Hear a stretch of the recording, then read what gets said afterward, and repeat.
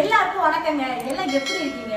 இது என்ன வீடியோன்னு பாத்தீங்கன்னா, என்னடா இப்படி வந்து புல்லுக்கட்டோட நிக்கிறேன்னு பாத்தீங்களா?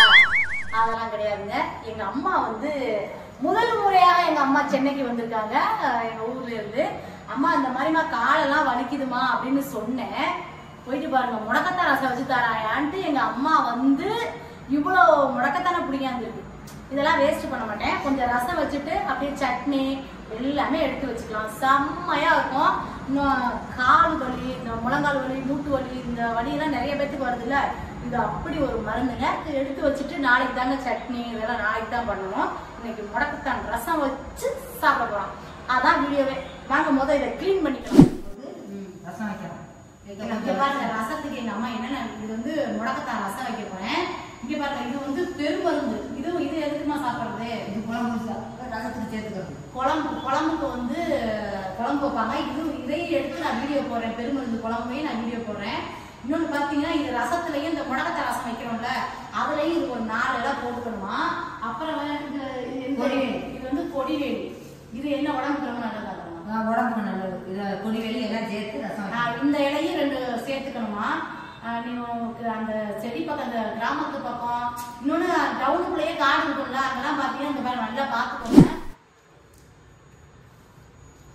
இது வந்து கொடிவேலி. இது வந்து ரொம்ப ரொம்ப நல்லதா உடம்புக்கு. இந்த முடக்கத்தான் ரசத்துல இதெல்லாம் வந்து ஒரு 4 இலை போட்டுக்கிறோம். அதனாலதான் இப்ப எடுத்துட்டு இருக்கோம். பெருமருந்துங்க. இதுவும் வந்து குழம்பு வைக்கிறது தான். ரசம் வைக்கணும். ரசத்துக்கு சேர்த்து குழம்பு வச்சா சூப்பரா இருக்கும். ரசத்துக்கு இன்னொரு வாட்டி அதை பத்திரமா எடுத்து வைக்க போறேன். நான் அடுத்தடுத்த வீடியோல வந்து உங்களுக்கு நான் பெருமருந்து குழம்பு, அதுக்கப்புறம் வந்து இவ்வளவு ரசத்துக்கு போட முடியாது, இந்த சட்னி, அதுக்கப்புறம் கொடிவேலியோட அதிகமா சட்னி அரைக்கிறதா இது குழம்பு வைக்கிறதாமா. ரசத்துக்கு சேர்த்துட்டு அப்புறம் 2 பெருமருந்தும் ரசத்துக்கு சேர்த்துட்டு பெருமருந்தும் கொடிவேலியும் சேர்த்து குழம்பு வைக்கணுமா. அதையும் நான் உங்களுக்கு ஒவ்வொரு வீடியோவா போறேன். சரியா, எப்படி பண்ணணும் அப்படின்ட்டு. உடம்புக்கு நல்லது. இதெல்லாம் நம்ம அதிகமா சேர்க்க மாட்டோம், ஆனா இதெல்லாம் பார்த்துட்டு கண்டிப்பா நம்ம சேர்த்துக்கணும். அப்பதான் உடம்பு வந்து நல்லா இருக்கும். எங்க ஊர்ல இருக்கிற எங்க அம்மா அடிக்கடி செஞ்சு தரோம். இப்பதான் செய்ய முடியல.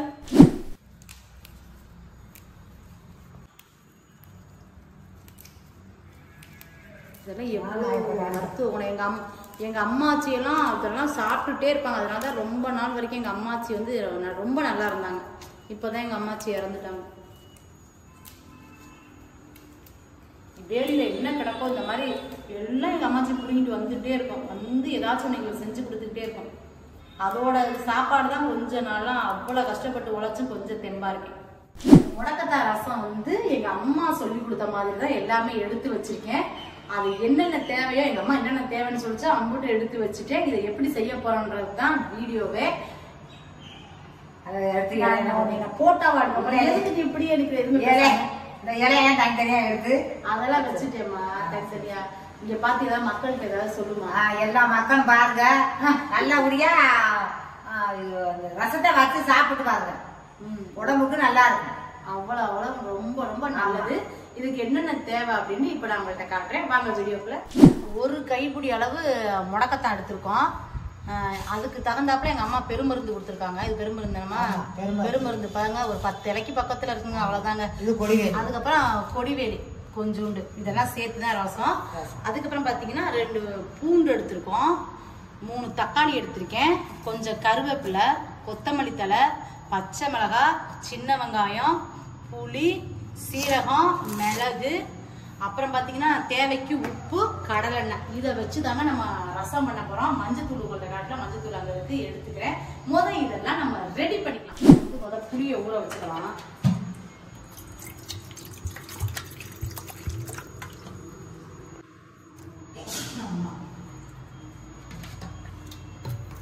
புளி ஊறட்டும். அதுக்கு முன்னாடி மற்றதெல்லாம் ரெடி பண்ணுவோம்.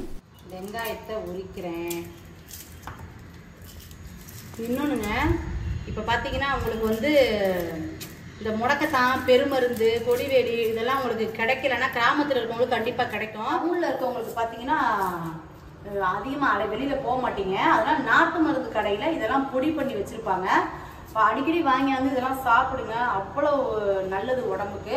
இப்போ எங்கள் அம்மா கொண்டு வந்திருக்கிறது எனக்கு எப்படி 2-3 வாரத்துக்கு வந்துடும். அவ்வளோ பெருமருந்து, அவ்வளோ கொடிவேலி நான் வேஸ்ட் பண்ண மாட்டேன்.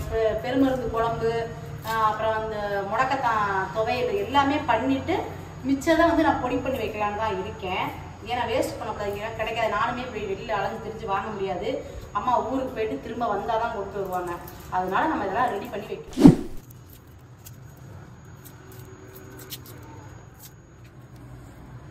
மகேந்திர பாகுபலி. ஐயோ தேவையாது. அப்ப நீ வந்து காஞ்ச பூண்டு வாங்கல. காஞ்ச பூண்டா? வெற்றிவேல் முருகனுக்கு உடச்சிட்டேன். பச்சை பூண்டு. ஆமா அந்த பாரு தெரியுதா? இது வந்து காஞ்சது கிடையாது. வெயில்ல போட்டா காய். ஆனா நமக்கு தானே மாமா நஷ்டம். அதனால வந்து நீ வாங்க. இது வந்து எடை வந்து கம்மியா வச்சாலும் அதிகமா இருக்கும். அதனால காஞ்ச பூண்டு தான் வாங்க. நம்ம என்னென்ன போட்டு அரைக்கிறோன்றதான் இப்போ காட்ட போறேன். பச்சை மிளகாய், வெங்காயம், பூண்டு, கறிவேப்பிலை பாருங்க. 1 டீஸ்பூன் போடுறேன் சீரகம், 1 டீஸ்பூன் போடுறேன் மிளகு. நம்ம இந்த இலையெல்லாம் வச்சு அப்படியே அரைக்க வேண்டியதுதான். பாருங்க இந்த அளவுக்கு ரொம்ப நைஸா வேணாம், இந்த அளவுக்கு இருந்தா போதும். வைக்க ரெடி பண்ணிடலாம். எங்க அம்மா பாத்தீங்களா, எனக்கா எங்க அம்மா உதவி பண்ணிட்டு இருக்காங்க. அம்மானால இப்படிதானே பிள்ளைங்களுக்கு உதவி பண்றது தானே. இப்ப நம்ம தக்காளியை கரைச்சிக்கலாம்.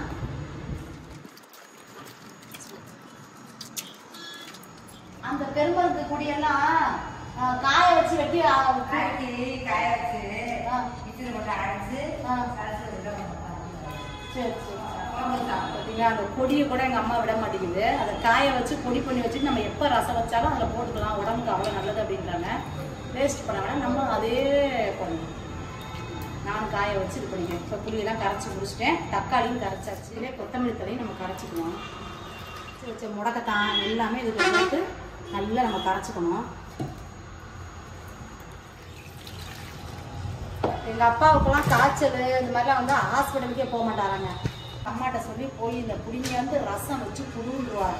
இதை வச்சு கொடுத்தோன்னே எங்கள் அப்பாவுக்கு சரியாயிடும். இப்போ நம்ம வந்து உப்பு சேர்த்துக்கலாம். பெருங்காயம் வந்து இதில் நம்ம கொஞ்சம் போட்டுக்கிறோம்.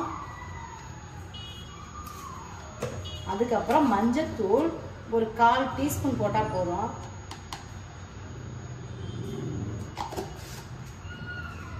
இவ்வளோதான். இப்போ நம்ம ரசம் தாளிக்க போகிறோங்க. வச்சுக்கலாம். காஞ்சிருச்சு. இப்போ கடலை ஊற்றிருக்கேன். கடுகு போட்டுக்கலாம். கடுகு நல்லா பொரியுது. அப்போ வந்து நம்ம வரமிளகாய் ஒரு 3 மிளகாய் வந்து உடச்சி போட்டுக்கலாம்.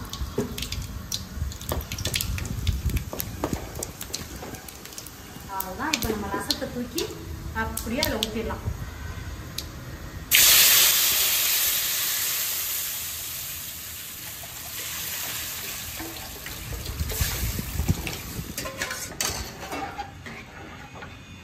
நல்லா வாசமா இருக்குமா?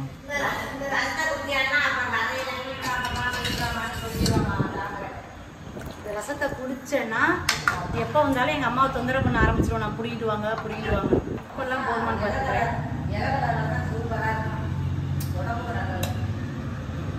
நல்லா இருக்கு. மூடி போட்டு ஒரு மூடி வச்சிடலாம். கொஞ்சம் நேரம் கொதிக்கட்டும். ஒரு 5 நிமிஷம் கழிச்சு நம்ம திறந்தா போதும். 5 minutes later. 5 நிமிஷம் ஆயிடுச்சு. இப்போ நம்ம திறந்து பார்க்கலாம். பாருங்க இந்த அளவுக்கு கொதிச்சிருக்கு. போதும். இதுக்கு மேலே ரசம் கொதிக்க கூடாது. சம்மதம் வேற லெவலில் இருக்கு. இப்போ நம்ம கொஞ்சம் குடிச்சு பார்க்கலாம்.